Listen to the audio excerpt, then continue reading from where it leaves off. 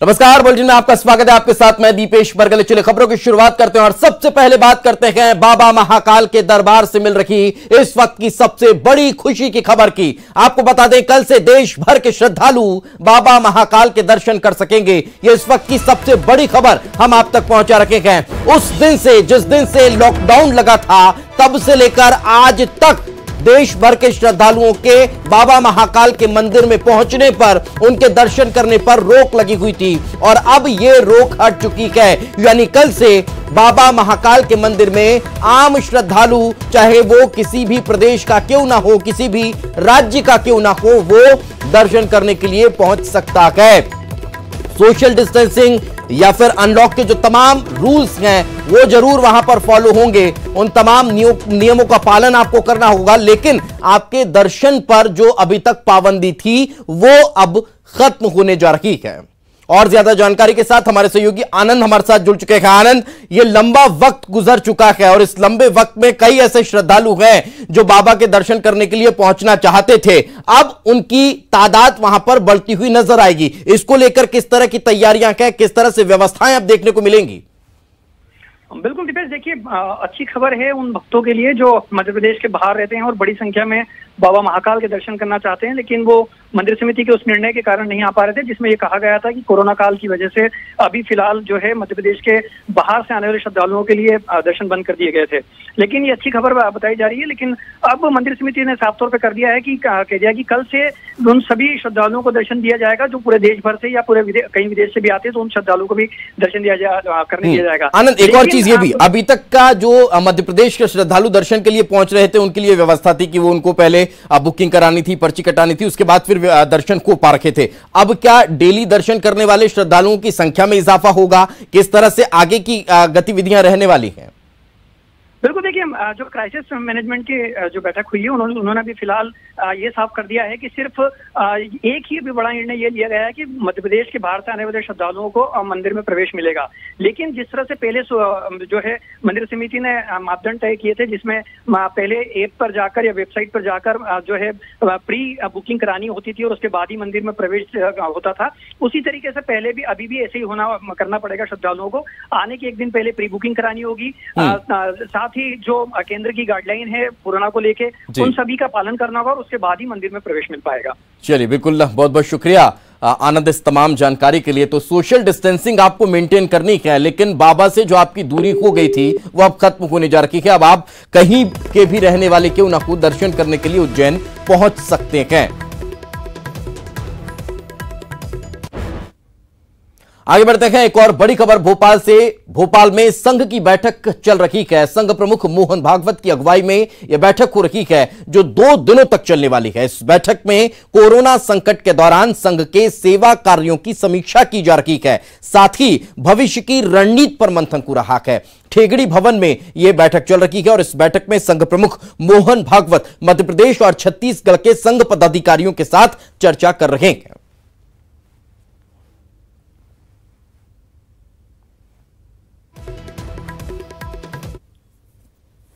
बैठक हो रही है। इस बैठक में खुद संघ प्रमुख मोहन भागवत शामिल हो रहे हैं। हम इस वक्त उसी ठेंगड़ी भवन के बाहर मौजूद हैं जहां पर ये बैठक इस वक्त चल रही है। आप देख सकते हैं कि किस तरीके से सुरक्षा के कड़े बंदोबस्त यहां पर बैठक को लेकर किए गए हैं। हालांकि आज राजधानी भोपाल में लॉकडाउन है, फिर भी ये बैठक हो रही है। इसको लेकर कांग्रेस की ओर से कुछ सवाल भी खड़े किए गए हैं, लेकिन इन सवालों से इतर जो जानकारी इस बैठक को लेकर है, उसके मुताबिक बैठक में मध्य और मालवा प्रांत के जो पदाधिकारी हैं वो शामिल हो रहे हैं। मोहन भागवत जो कोरोना काल रहा उस दौरान संघ के सेवा कार्यों की समीक्षा कर रहे हैं और साथ ही साथ आने वाले दिनों में संघ की भूमिका आखिरकार क्या होगी उसको लेकर भी यहाँ पर चर्चा की जाएगी। हालांकि लॉकडाउन के नियमों को देखते हुए ये बताया गया है कि जो बैठक है वो अलग अलग सेशन में की जाएगी। एक बार में केवल 5 जो पदाधिकारी हैं उनसे ही चर्चा करेंगे मोहन भागवत। लेकिन ये बैठक इस लिहाज से भी महत्वपूर्ण है कि मोहन भागवत 20 दिनों के भीतर ही दूसरी बार राजधानी भोपाल में दौरे पर आए हैं। कैमरामैन दीपक के साथ शरद श्रीवास्तव, न्यूज़ 18 भोपाल। तो मध्य प्रदेश के लिहाज से बेहद महत्वपूर्ण बैठक। आगे बढ़ते हैं। प्रधानमंत्री नरेंद्र मोदी ने देश भर के किसानों को बड़ी सौगात दी है। पीएम ने किसानों के लिए फाइनेंस सुविधा की शुरुआत की है। इस मौके पर प्रधानमंत्री नरेंद्र मोदी ने पीएम किसान योजना के तहत 8.5 करोड़ किसानों को 17,000 करोड़ रुपए की छठी किस्त ऑनलाइन ट्रांसफर की है। इस दौरान प्रधानमंत्री नरेंद्र मोदी ने विदिशा के किसान से बातचीत भी की है। इस मौके पर वीडियो कॉन्फ्रेंसिंग के जरिए केंद्रीय कृषि मंत्री नरेंद्र सिंह तोमर भी जुड़े थे। वे भी इस मौके पर मौजूद थे।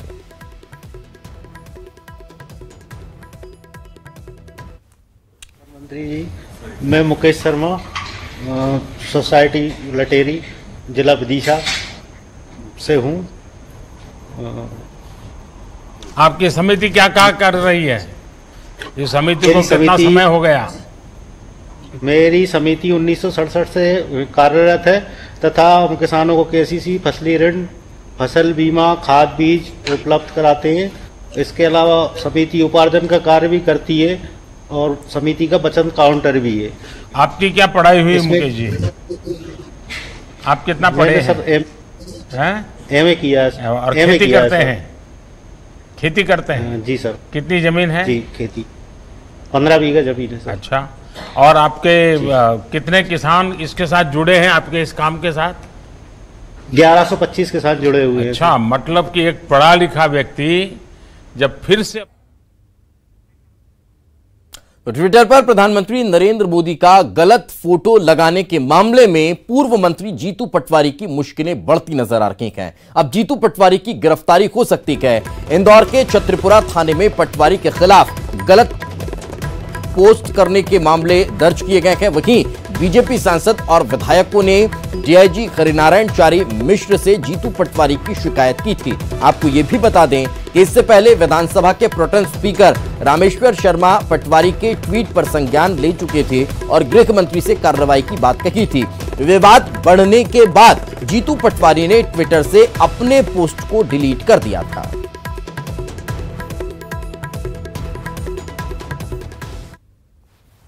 पूरी दुनिया में सबसे ज्यादा मार्फिंग करने वाली पार्टी भारतीय जनता पार्टी, जिसका खुद ने माना कि राहुल जी के कई वीडियो एडिट करे, कई चीजें एडिट करने का काम, एक छोटी सी चीज पे इतनी घबराहट की क्या बात है और इतनी जल्दी, और चाहे कितनी एफआईआर कर ले इस देश के मूल मुद्दों को, क्योंकि उनका जो मूल ट्वीट था वो मूल मुद्दों पे था कि रोजगार की बात करो, लोगों के रोटी कपड़े मकान की बात करो, लोगों को कैसे उनके अधिकार मिले उनके ऊपर बात करो। पर भारतीय जनता पार्टी उसके ऊपर ध्यान देने की बजाय लगातार माफिया राज जो इनके राज में बढ़ता जा रहा है उस पर ध्यान देने की बजाय इधर उधर की बात करती है और पार्टी एकत्रित होकर ये सिर्फ घबराती है, क्योंकि जीतू पटवारी जी लगातार उनके ऊपर सवाल उठाते हैं। तो मुझे लगता है कि मार्फिंग के बादशाह लोग अगर छोटी मोटी मार्फिंग के ऊपर ये कर रहे हैं तो मुझे लगता है ये गड़बड़ बात है। स्पष्ट है, मूल मुद्दों पर बीजेपी ध्यान दे तो ज्यादा बेहतर। ये आदतन साइबर अपराधी हो चुके हैं।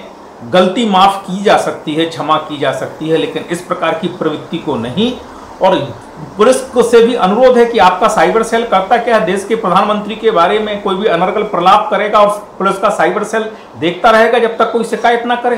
पुलिस की कोई जिम्मेवारी नहीं है, साइबर सेल की कोई जिम्मेवारी नहीं है। उनके विमान के बारे में, उनके बाप की तमाम ऐसे मामलों में जिनको लेकर राष्ट्रीय सुरक्षा के संदर्भ में और तमाम दूसरे संदर्भ में गलत जानकारी प्रस्तुत हो सकती है, उसके बारे में पुलिस कोई कार्रवाई स्वयं संज्ञान में लेकर नहीं करेगी।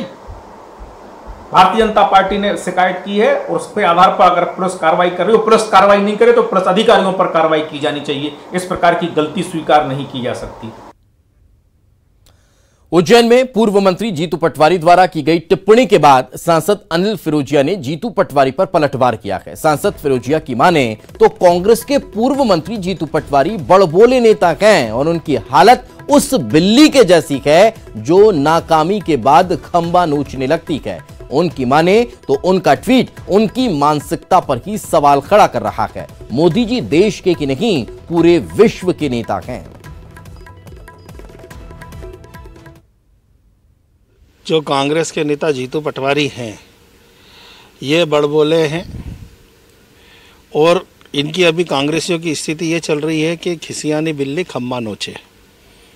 अब मोदी जी के बारे में ये जो ट्वीट करा है इन्होंने, ये वास्तव में मोदी जी देश के नहीं अपितु विश्व के नेता हैं और ऐसे अभद्र भाषा का उपयोग करना किसी राष्ट्रीय नेता के लिए, ये जीतू पटवारी शिक्षा मंत्री रहे भाई, मध्य प्रदेश के उच्च शिक्षा मंत्री, ये शोभा नहीं देता है।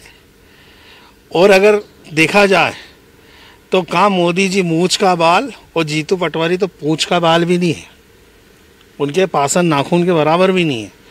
और ये बड़बोलापन जीतू पटवारी को छोड़ना चाहिए, नहीं तो उनके आगे भविष्य में उनको बहुत तकलीफ होने वाली है। और हमारी भारतीय जनता पार्टी तो इस हरकत का विरोध कर रही है और FIR भी सब दूर हो रही। यूथ कांग्रेस ने रोजगार दो अभियान की शुरुआत आज से कर दी है। यूथ कांग्रेस के स्थापना दिवस पर सोशल मीडिया पर इस अभियान की शुरुआत की गई है। इस अभियान से दिग्विजय सिंह भी जुड़ गए हैं। दिग्विजय ने केंद्र सरकार से मांग की है कि देश के युवाओं को सरकार रोजगार दे। इस अभियान को लेकर बीजेपी ने निशाना साधा है। बीजेपी ने कहा कि कांग्रेस किस मुंह से रोजगार की बात कर रही है।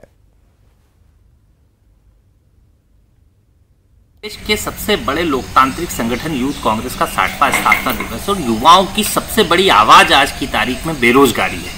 लगातार देश में बेरोजगारी बढ़ती जा रही है, लोगों की नौकरियां जा रही है, सरकारी चीजें प्राइवेट होती जा रही है और जहां पे रोजगार बचे हैं उनको देने की बजाय उन्हें खत्म करने का काम सरकार कर रही है। तो युवा कांग्रेस सबसे बड़ा युवाओं का संगठन होने के नाते उनकी आवाज लगातार उठा रहा है और सरकार को चेता रहा है कि अभी रोजगार दो, आज दो, अभी दो और पहले जल्दी से जल्दी दो। क्योंकि सबसे बड़ी देश की खूबी यह है कि यहाँ सबसे ज्यादा नौजवान है और सबसे बड़ी चुनौती भी यह है कि उनको सबको रोजगार कैसे मिले, कैसे हर हाथ को काम मिले, कैसे बेहतर दाम मिले और स्पष्ट रूप से मोदी सरकार इसमें पूरी तरीके से फेल है। अखिल भारतीय युवक कांग्रेस कमेटी के स्थापना दिवस के अवसर पर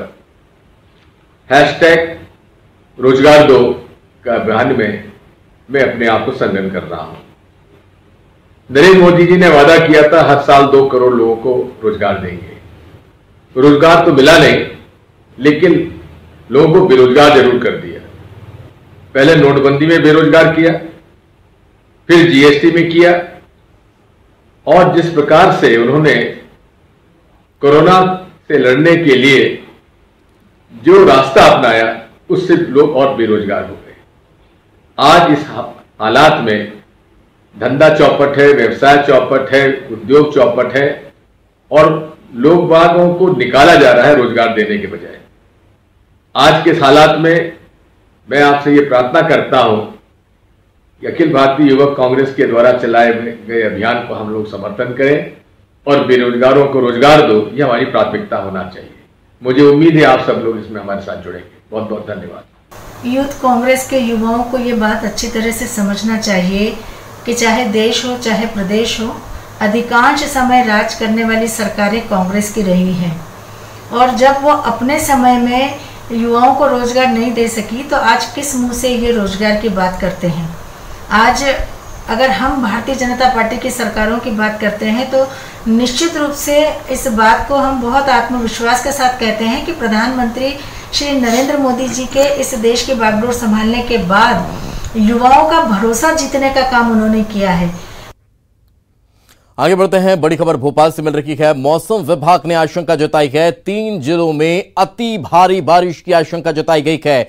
20 जिलों में ज्यादा बारिश को लेकर अलर्ट जारी किया गया है। कटनी, जबलपुर, नरसिंहपुर जिले में अति भारी बारिश की संभावना मौसम विभाग जता रहा है। शहडोल, अनूपपुर, उमरिया, शिवनी के अलावा कई और ऐसे क्षेत्र हैं जहां पर भारी बारिश को लेकर अलर्ट जारी किया गया है। बालाघाट, दमोह, सागर, विदिशा, रायसेन, सीहोर में अलर्ट जारी किया गया है। होशंगाबाद, बैतूल, शिवपुरी में भी भारी बारिश की आशंका जताई जा रही है। बंगाल की खाड़ी में बन रहे चक्रवात के चलते ये हालात मध्य प्रदेश में बनते हुए नजर आ रहे हैं।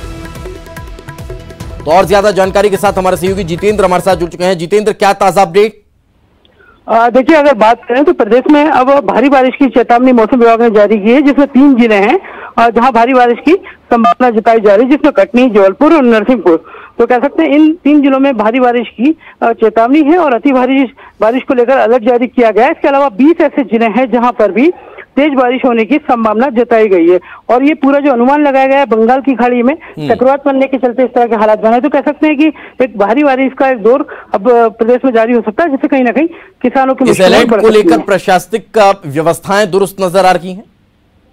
कहीं ना कहीं मौसम विभाग ने अलर्ट जारी कर दिया है। प्रशासन ने भी जो पुलिया हैं उनको भी निगरानी रखने के संकेत दे दिए, मगर कहीं ना कहीं किसानों की आफत लगातार बढ़ती जा रही है। और इस मौसम विभाग के अलर्ट से देखने वाली बात है कि किस तरह का बारिश का रहता है दौर, जिससे किसानों को किस तरह की दिक्कतों का सामना करना पड़ेगा। चलिए, बिल्कुल, बहुत बहुत शुक्रिया जितेंद्र इस तमाम जानकारी के लिए। तो मौसम विभाग ने अलर्ट जारी किया है, भारी बारिश मध्य प्रदेश के कई जिलों में होती हुई नजर आने वाली है। और वक्त एक छोटे से ब्रेक का है, ब्रेक के बाद जल्द हाजिर होंगे।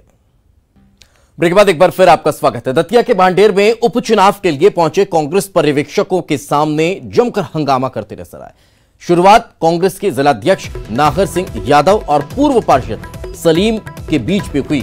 सलीम द्वारा कांग्रेस जिलाध्यक्ष को भाजपा का एजेंट कहने के बाद विवाद और ज्यादा बढ़ता चला गया। हाथापाई की नौबत आ गई। वरिष्ठ नेताओं के हस्तक्षेप के बाद बमुश्किल मामला शांत होता हुआ नजर आया।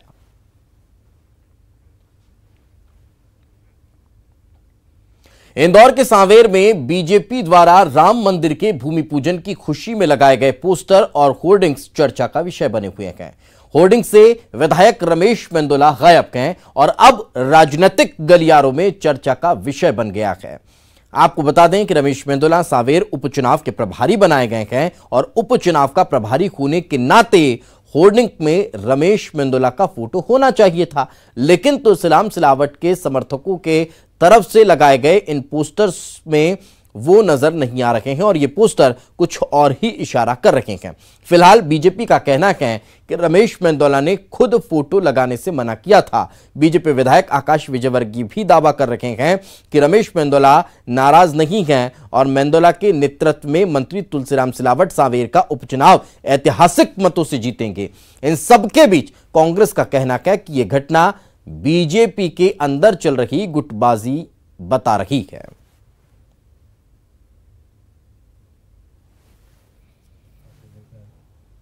जिस फ्लेक्स के बारे में आप बात कर रहे हैं उस फ्लेक्स को भी रमेश मेंदोला जी ने तय करा है। आप इस तरह की राजनीतिक कयासबाजियां और शगुफे चलते रहते हैं, पर जो पोस्टर तय करा गया था, जो फ्लेक्स सांवेर में राम जन्मभूमि का लगाया है, उसमें जिन फोटोओं का चयन करा गया था वो रमेश मेंदोला जी के द्वारा ही करा गया है और उन्होंने स्वयं का फोटो नहीं दिया। हमारे यहाँ परंपरा भी नहीं है कि चुनाव के प्रभारी का फोटो दिया जाए। सबसे ज़्यादा मेहनत यदि कोई व्यक्ति कर रहा है इस सांवेर चुनाव में तो वो रमेश मेंदोला जी हैं। उनके नेतृत्व में सांवेर का जो स्थानीय कार्यकर्ता है, हर वर्ग का कार्यकर्ता, हर व्यक्ति से जुड़ा हुआ कार्यकर्ता लगा हुआ है और मुझे तो ऐसा लगता है कि सांवेर विधानसभा ऐतिहासिक वोटों से जीतेंगे। जितना पिछली बार जीते थे तुलसी सिलावट जी, उससे कम 10 गुना वोटों से सांवेर विधानसभा में जीते। घमासान प्रारंभ हो चुका है भाजपा में। इसका उदाहरण आप सब जगह, चाहे वो हाट पिपलिया हो, चाहे वो सांवेर हो, चाहे आप रमेश जी की बात कर रहे हैं, उनको भी दुख लगेगा। और हमें भी लग रहा है कि इंदौर में हमें मंत्री क्यों नहीं दिया, इंदौर मंत्रियों से मुक्त क्यों है भाई। हमको भी सरकार में मंत्री चाहिए था, चाहे भाजपा से मिलता है, चाहे रमेश मेंदोला बनता, महेंद्र हार्डिया बनते। 4 बार के विधायक हैं, बहुमत से इतने मतों से जीते हैं, तो उनको ना मंत्री बनाया ना कुछ किया और बोल रहे हैं सांवेर जिताओ। प्रदेश के गृह मंत्री डॉक्टर नरोत्तम मिश्रा ने आज दतिया के राजघाट कॉलोनी निवास पर लोगों की समस्याएं सुनी और उनके जल्दी समाधान का भरोसा दिया। डॉक्टर मिश्रा ने संबल योजना के तहत हितग्राहियों को 4 लाख के चेक देने के साथ ही 3 दिव्यांगों को स्वचालित ट्राईसाइकिल दिया है। इसके बाद नरोत्तम मिश्रा ने छोटा बाजार में राधेश्याम तिवारी, गोविंदगंज में प्रभा देवी और राम कुमार मिश्रा के घर पहुंचकर शोकाकुल परिजनों से मिलकर अपनी शोक संवेदनाएं भी प्रकट की हैं।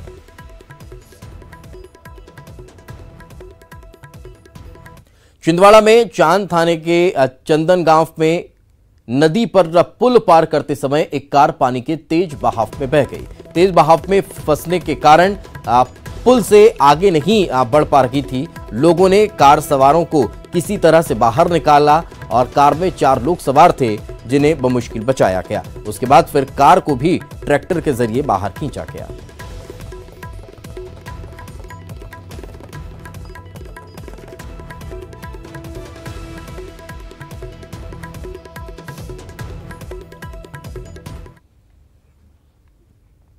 अगस्त क्रांति दिवस के मौके पर इंदौर जिला प्रशासन ने स्वतंत्रता संग्राम सेनानी नाथू सिंह तोमर को सम्मानित किया है। कांग्रेस नेता सत्यनारायण पटेल की मौजूदगी में एसडीएम रवि श्रीवास्तव ने महामहिम राष्ट्रपति रामनाथ कोविंद की तरफ से नाथू सिंह को उनके स्वतंत्रता आंदोलन में योगदान के लिए सम्मानित किया है।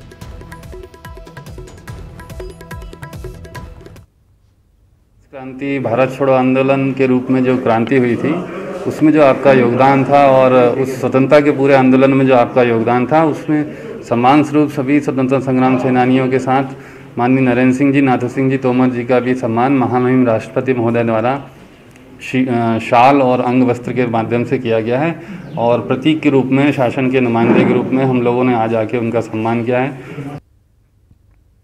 पन्ना के सुप्रसिद्ध बलदेव जी मंदिर में आज हर्षट के त्योहार पर अनोखे तरीके से भगवान बलदेव जी का जन्मोत्सव मनाया गया। मंदिर में कोविड-19 के प्रोटोकॉल का पूरा ध्यान रखते हुए जन्मोत्सव कार्यक्रम संपन्न करवाया गया। मंदिर में आम श्रद्धालुओं के जाने की मनाही थी और लोग घर पर ही बैठकर जन्मोत्सव देख सके।